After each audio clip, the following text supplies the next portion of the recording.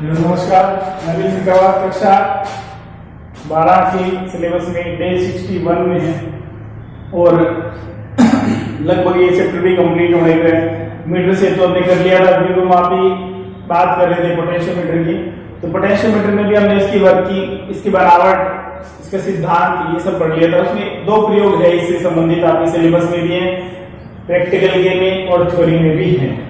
और थ्योरी में भी कुछ ज्यादा ये नहीं है कि प्रैक्टिकल में है तो थ्योरी एग्जाम में नहीं आते हैं, थ्योरी एग्जाम में भी ये पूछे जाते हैं। इसमें से एक हमने बात कर ली थी कि दो सेलों की अगर तुलना करनी है तो उसको प्रायोगिक रूप से किस प्रकार से करते हैं। प्रैक्टिकली हमने लैब में उसको नहीं किया, अभी हम देखें, कोशिश करेंगे, अगर टाइम मिलेगा तो उसको लैब में प्रैक्टिकली एक्सपेरिमेंट सेट करके फिर आपको वीडियो डाल के बता दिया जाएगा कि कैसे करनी है। नेक्स्ट जो लेते हैं, सेकंड जो है इसके अंदर, वो है किसी प्राथमिक सेल का आंतरिक प्रतिरोध का मान ज्ञात करना। किसके द्वारा? विभवमापी के द्वारा। सेल के आंतरिक प्रतिरोध का मान कैसे ज्ञात करते हैं वो करेंगे। अब आंतरिक प्रतिरोध होता है क्या है? वैसे हम ये बात कर चुके हैं पहले पिछले चैप्टर में, बात सेल जिसमें पढ़ा था। जब सेल पढ़ लिया तो ये सारी बातें होगी कि सेल के अंदर क्या रहते हैं कि केमिकल यूज हम कुछ करते हैं तो वो केमिकल जो आयनों में विभाजित हो जाता है, पॉजिटिव और नेगेटिव। पॉजिटिव आयन जो कैथोड की तरफ और नेगेटिव आयन एनोड प्लेट की तरफ जो उसके अंदर रहते हैं, जिंक रोड वगैरह यूज करते हैं उनके अंदर, तो उनमें गति करते हैं। तो वो क्या करते हैं? निरंतर एक दूसरे से टकराते हैं। इस टक्कर के कारण उनके धारा के मार्ग में अवरोध उत्पन्न होता है, प्रतिरोध उत्पन्न होता है, उसे ही सेल का आंतरिक प्रतिरोध कहते हैं। हम उसमें बता सकते हैं कि इसके आंतरिक प्रतिरोध का मान कितना है, कहां तक परिवर्तित हो रहा है। अब उसके लिए सबसे पहले तो दो बातें। पहली बात, परिपथ की व्यवस्था है वो हमें समझ में आनी चाहिए। दूसरी बात है उसकी वर्किंग, हमें प्रैक्टिकल करना कैसे है। अब देखो, परिपथ की बात अगर करें तो हम कल की क्लास में डे 60 में हमने बात कर ली थी कि परिपथ कैसे बढ़ाना है इसका। उसमें हमने बढ़ाया था दो सेलों के विद्युत वाहकों की तुलना करने। उसमें हमने एक बात का जिक्र किया था कि इसमें दो परिपथ होते हैं, प्राथमिक होता है और एक द्वितीयक होता है। प्राथमिक परिपथ जो होता है वो दोनों में सेम रहता है, उसमें कोई परिवर्तन नहीं होता है, दोनों में सेम है। और जो द्वितीयक परिपथ है वो डिपेंड करेगा कि कौन सा प्रैक्टिकल है। जैसे हमने कंपैरिजन किया था तो दो सेल यूज किए, बीच में गैन वॉल लगा दिया और फिर उसको जोकी से जोड़ के तार पे मूव करवा दिया। यहाँ कंडीशन अलग हो जाएगी। यहाँ हमारे पास एक ही सेल है जिसका हमें आंतरिक प्रतिरोध ज्ञात करना है, तो एक सेल जुड़ेगा। तो सबसे पहले तो हम यहाँ देखें इसके अंदर क्या परिपथ की व्यवस्था। तो प्राथमिक परिपथ वही रहेगा। हम यहाँ दो पॉइंट्स ले लेते हैं कि ये विभवमापी, हम मान लेते हैं कि ये तो है विभवमापी। मैंने आपको बताया था कि 10 तारीख जैसे बनावट में बनाई थी, वो हर चीज बताने की क्लियर करने के लिए थी। बाकी जब सर्किट डायग्राम बनाते हैं तो शॉर्ट में बनाते हैं हम, ठीक है। तो ये शॉर्ट में ये पॉइंट ए हो गया और ये पॉइंट हो गया बी। प्राथमिक परिपथ में क्या बात यूज करते हैं? बैटरी यूज करते हैं करंट के लिए, धारा नियंत्रक यूज करते हैं करंट को कम ज्यादा करने के लिए, और की यूज करते हैं, कुंजी यूज करते हैं वो ऑन ऑफ करने के लिए। तीनों श्रेणी के रंग जोड़ते हैं तो कोई मैटर नहीं है, किसी को कहीं पर भी आप जोड़ सकते हैं। मैंने यहाँ पहले बैटरी जोड़ दी, अब धारा नियंत्रक जोड़ दिया और अब यहाँ की जोड़ दी और इसके अगले पार्ट को बिंदु बी से जोड़ दिया। ये की हो गई, इसको K1 नाम दे देते हैं। ये RS हो गया, ये प्लस माइनस बैटरी हो गई, ये हो गया इसका प्राथमिक परिपथ। लिख देता हूं यहाँ, बाकी आप इसे ध्यान रखिए, प्राथमिक परिपथ दोनों का सेम है, राधाग्राम तो वैसे ही हो गया। अब जिस सेल का हमें आंतरिक प्रतिरोध निकालना है उसको यहाँ जोड़ देते हैं। इसके आगे गैल्वेनोमीटर जोड़ देते हैं। गैल्वेनोमीटर आगे वही काम करना है, क्या? जोकी से जोड़ देते हैं और जोकी को तार पे गति करवाते हैं। ये इसका प्लस माइनस सिंबल हो गई। इसके समांतर क्रम में एक प्रतिरोध बॉक्स जोड़ते हैं। यहाँ हम प्रतिरोध चेंज, जो बाहरी प्रतिरोध यूज कर रहे हैं उसको चेंज कर करके रीडिंग जो है वो नोट करते हैं। यहाँ दूसरी की जोड़ देते हैं, इसको कहते हैं K2 कुंजी। यानी जब इस सेल को हम नहीं ले रहे हैं तो यहाँ K2 को खोल देंगे, इसका मतलब ये सेल अब काम ही नहीं आ रहा, तो करंट किसमें जा रहा है? इस सेल में सीधा, ठीक है। ये वो सेल है जिसका विद्युत आगमन E है, इसके लिए हमें क्या करना है? मान ज्ञात करना है, किसका? आंतरिक प्रतिरोध। अब देखो, जब सेल यूज नहीं करते हैं तो विद्युत वाहक काम आता है मैक्सिमम वोल्टेज की, और जब सेल काम में ले रहे हैं तो ये करंट क्या हो गया, इस करंट के कारण सेल डैमेज होना शुरू हो गया, डिक्रीज होना शुरू हो गया। तो इसका वहां उस समय परिपथ में लगा है, तो उस समय कौन सी वोल्टता होती है, टर्मिनल वोल्टता होती है, तो वो पीक की वैल्यू होती है। यानी दोनों बातें आ गई, खुला परिपथ और बंद परिपथ। अब खुला परिपथ और बंद परिपथ क्या, जब ये कुंजी खुली है का मतलब हमने बात कर ली थी प्रैक्टिकल की, आप अगर नहीं देखा तो प्रैक्टिकल क्लास देखना, आपको पता चल जाएगा खुला परिपथ बंद परिपथ क्या होता है। खोल लेंगे इसे तो इसमें से करंट इससे यूज नहीं हो रहा है, इसका मतलब इसका टोटल वोल्टेज जो है वो विद्युत वाहक कंप्लीट है, तो वो ई काम है। जब हमने इसको लगा दिया K2 को, तो कौन सा पथ हो गया, बंद परिपथ हो गया। वो बंद परिपथ है तो करंट प्रवाहित हो रहा है, इसमें से जाना शुरू हो जाएगा, तो ये डिक्रीज हो रहा है। उस समय इसकी जो वोल्ट है वो ईएमएफ न होकर कौन सी हो जाएगी, टर्मिनल वोल्टेज हो जाएगी V। ठीक है, ये बात हमें ध्यान रखनी है। R के लिए फॉर्मूला हमने पहले डेराइव कर लिया था, E minus V/V into R, ऐसा एक फॉर्मूला हमने डेराइव किया था। कैसे किया था वो मैं थोड़ा फिर करके देख लेते हैं। बाकी डेरिवेशन हमारे पास पिछले चैप्टर के अंदर है, उसका हमें डायरेक्ट यूज करना है। उसके लिए मैंने आपको बताया था कि आप सिंपल सी जो इक्वेशन है अपने पास वो यूज करो। I = V/R होता है, तो E अपॉन क्या होता है, R प्लस R। किसी सेल की अगर बात करते हैं तो सेल का आंतरिक प्रतिरोध होता है और ये बाहरी प्रतिरोध होता है। E हो गया, ये स्मॉल r हो गया, तो करंट कितना जाएगा इस हिसाब से निकाल लेंगे। हमें किसका मान निकालना है, स्मॉल r, इसको इधर ले आओ। R प्लस कैपिटल R = क्या हो जाएगा, E अपॉन I। R को इधर माइनस ले जाओ, तो E अपॉन I माइनस क्या हो जाएगा, कैपिटल R।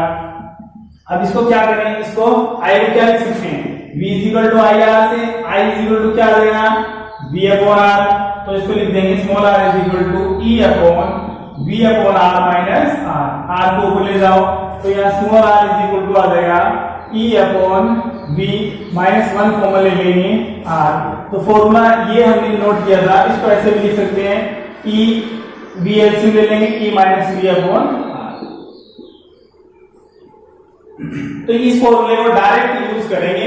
यहाँ आपको एग्जाम में भी पूछा जाए तो हमें ये प्रूफ करके नहीं दिखाना है, क्योंकि हमें क्या पूछा गया है, हमें प्रैक्टिकली एक्सपेरिमेंट के बारे में ये पूछा गया है कि इसका परिपथ की व्यवस्था बताइए और इसकी वर्किंग बताइए। तो हमें ये डेरिवेशन करके नहीं दिखाना है, हमें ये लिखेंगे we know that R = -V upon V into R। ये हमने केवल समझने के लिए लिया है, क्योंकि इस क्लासेस में काफी गैप आ गया। बाकी आप पीछे की क्लासेस कंटिन्यू देखते हुए चलेंगे, फिर कोई दिक्कत नहीं आएगी। अगर बीच बीच में क्लासेस देखें, कुछ नहीं देखेंगे तो फिर दिक्कत के अलावा कुछ आएगा नहीं। अब नेक्स्ट देखें, इसके अंदर इसको सिंपलीफाई करने का स्टेप फर्स्ट लेते हैं इसमें प्रैक्टिकली।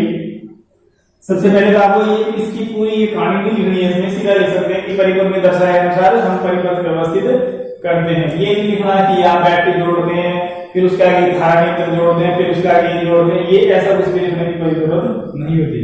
फिर स्टेप फर्स्ट के अंदर लेते हैं हमें सबसे पहले, जब परिपथ क्या खुला परिपथ है, ठीक है, जब खुला परिपथ, खुला परिपथ का मतलब क्या हो, K2 खुली हो, K1 तो बंद ही रहेगी, ये बात आप ध्यान रखना, K1 तो बंद ही रहेगी। K2 खुला है तो खुला परिपथ है, K2 बंद है तो बंद परिपथ है। आगे समझ, जब खुला परिपथ है तो K2 खुले, तो इस स्थिति में क्या करते हैं, इस स्थिति में सेल का विद्युत वाहक कितना है, E है, ठीक है। इस स्थिति में शॉर्ट में हम लिख लेते हैं, इस स्थिति में सेल का विद्युत वाहक बल E है, जो कि को तार पर गति करवाकर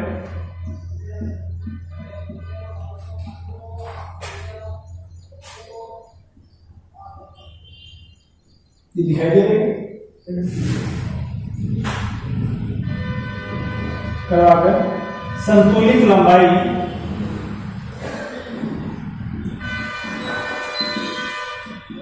प्राप्त करते हैं। माना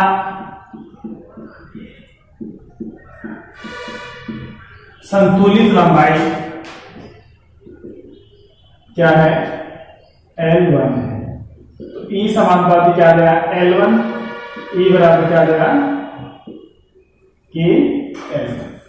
ये क्यों लिया है? क्योंकि ये आप पढ़ चुके हैं, वापस के सिद्धांत पे काम कर रहे हैं, वोल्टा जो मान है वो लंबाई के समानुपाती है। हमने क्या किया है देखिए, केतु को खुला रखे हैं तो ये सेल काम में नहीं दे रहे हैं, तो इसका पूरा विद्युत आवेश काम में आ रहा है। अब हम क्या करेंगे, इस जोशी को तार पे इधर से पहले तार से गति करवाना शुरू करेंगे। पहली भी 0 में आया, दूसरी भी ले आएंगे, दूसरी भी ले आएंगे, तीसरी भी ले जाएंगे, इस तरह से कंटिन्यू चलाते रहेंगे। जहां पर 0 विक्षेप आ जाता है, धारावाहक में 0 विक्षेप की स्थिति आ जाती है, वही बिंदु उसके संतुलन बिंदु होगा और तार की लंबाई के अनुसार नीचे लगी स्केल के अनुसार काउंटिंग करके देख लेंगे किस वैल्यू पर है, कितनी वैल्यू है वो नोट कर लेंगे, वही संतुलित लंबाई कहलाता है। दूसरी बात, स्टेप सेकंड में फिर क्या करेंगे, अब क्या कर देते हैं, अब केतु को बंद कर देते हैं और परिपथ बंद हो जाता है। ठीक है, अब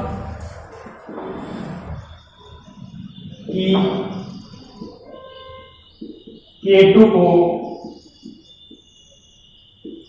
बंद करते हैं, अतः बंद परिपथ में सेल का टर्मिनल विभाजन होगा यहां V है, टर्मिनल विभाजन V है। और अब फिर वही प्रोसेस है पुनः, जो कि तार पर गति करवाकर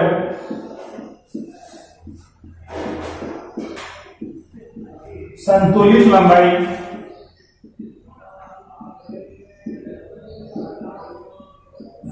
प्राप्त करते हैं। V समानुपाती L2, V is equal to EL2।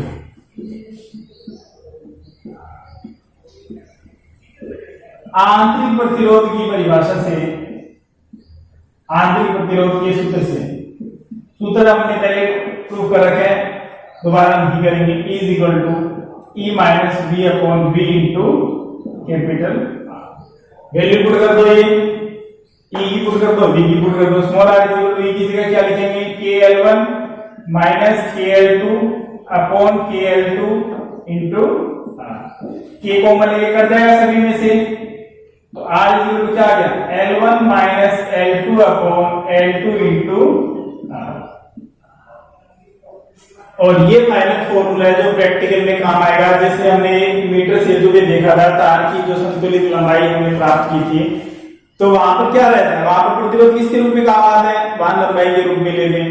यहाँ पर भी जो आंतरिक प्रतिरोध का फॉर्मूला वो भी किसके रूप में आ गया, लंबाई के रूप में। प्रतिरोध बॉक्स से प्रतिरोध निकालना हम सीख चुके हैं, पिछले प्रयोग में हमने सारी बात कर ली थी। तो यहाँ जो प्रतिरोध बॉक्स लगी है, ब्लैक कलर का बॉक्स जिसके अंदर बहुत सारी की लगी रहती है, 1 ओम का निकालना तो 1 ओम की निकाल लो, 2 ओम का निकालना तो 1 को बंद कर दो, 2 की निकाल लो, 3 का निकालना तो 1 और 2 की निकाल लो, 3 हो जाएगा। इस तरह से अलग अलग की निकाल के और हम इसको सोल्व कर सकते हैं। अलग अलग प्रतिरोध पर क्या करेंगे, R का मान अपनी मर्जी से लेते रहेंगे। पहले खुले परिपथ के लिए ले लेंगे, L1 का मान वो सभी के लिए सेम रहेगा, क्योंकि खुला परिपथ तो यहाँ से वही लगा हुआ है, जब इसको हटा देंगे काम नहीं आ रहा तो क्या मतलब, तो क्या रहेगा, हर बार वही रहेगा। इसलिए एक ही बात लेनी है L1 की रीडिंग, तो सभी के अंदर वही लिखनी है। प्रैक्टिकल में ज्यादा पता चलेगा, वैसे फिर भी थोड़ा जनरली डिस्कशन कर लेते हैं। और L2 क्या है, बंद परिपथ में, तो जब परिपथ बंद करेंगे उस समय क्या करेंगे, यहाँ RB से की निकालेंगे। ठीक है, की निकालेंगे तो वो देखेंगे कितना प्रतिरोध हमने यूज किया, तो 1 ओम पर ले लेंगे, फिर 2 ओम पर, फिर 3 पर, 4 पर, 5 पर, जैसे भी गैप करना चाहो तो 2, 4, 6, 8 ऐसे भी ले सकते हैं। तो L2 का मान ले लेंगे, सॉरी L2 का मान ले लेंगे और वो मान इसके अंदर रख के हमें सिंप्लीफाई कर लेंगे, आंतरिक प्रतिरोध का मान आ जाएगा। तो इस तरह से हम क्या कर सकते हैं, इस तरह से किसी भी दिए गए प्राथमिक सेल के आंतरिक प्रतिरोध का मान हम प्रयोग के द्वारा ज्ञात कर सकते हैं। प्रयोग के द्वारा कोशिश करेंगे करने की, हो जाएगा तो अपलोड जरूर करेंगे। बाकी इसको आप थोड़ा रिवाइज करें, प्रैक्टिकली वर्क है, प्रैक्टिकली देखते तो ज्यादा अच्छे से समझ में आता है। लेकिन अगर थ्योरी अगर आपको पता है तो प्रैक्टिकल करना भी, क्योंकि हम इस थ्योरी से ही प्रैक्टिकल करेंगे तो प्रैक्टिकल करना भी आसान हो जाएगा। डेली की तरह फिर मैं वही कहूंगा कि आपको रिवाइज जरूर करें। आप इसको रफ कॉपी में थोड़ा सा करके पढ़ने के बाद लिख के जरूर देखें, कहीं कोई दिक्कत नहीं आएगी। बाकी बातें नेक्स्ट क्लास में करेंगे, कोशिश करेंगे प्रैक्टिकल क्लास डालें, अदरवाइज फिर हम जैसे भी नेक्स्ट चैप्टर है या देखेंगे एक दो टॉपिक शायद है तो देख लेंगे, जो भी सिलेबस के अनुसार होगा उसके अकॉर्डिंग आगे बढ़ेंगे। तब तक पढ़ते रहिए। Thank you.